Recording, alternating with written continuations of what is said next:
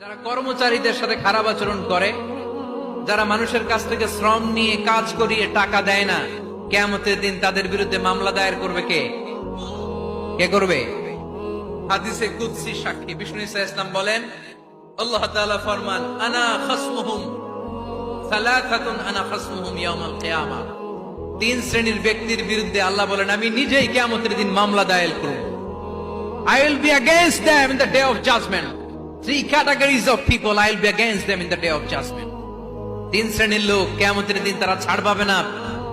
আল্লাহ বলেন, আমি নিজেই তাদের বিরুদ্ধে মামলা দায়ের করব। এর মধ্যে এক শ্রেণীর লোক হচ্ছে রাজুলুন ইস্তাআজারা জিরান ফাস্তাউফা মিনহু ওয়া লাম ইয়াতি আজরা। একজন শ্রমিক ভাড়া করে তার কাছ থেকে কাজ নিয়েছে, কিন্তু তার পারিশ্রমিক আদায় করে নাই। এরকম আছে না নাই? দাপট দেখায়।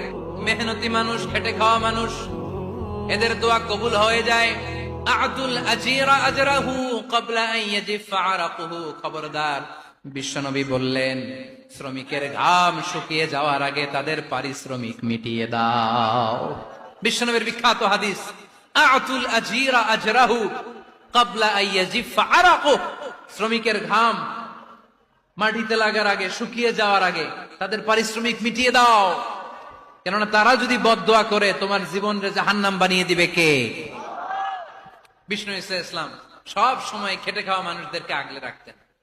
সব সময় শুধু যে ভাষণে মেহনতি মানুষদের সাথে ভালো আচরণ করতে বলতেন, শ্রমিকদের সাথে ভালো আচরণ করতে বলতেন, এমনটা নয়।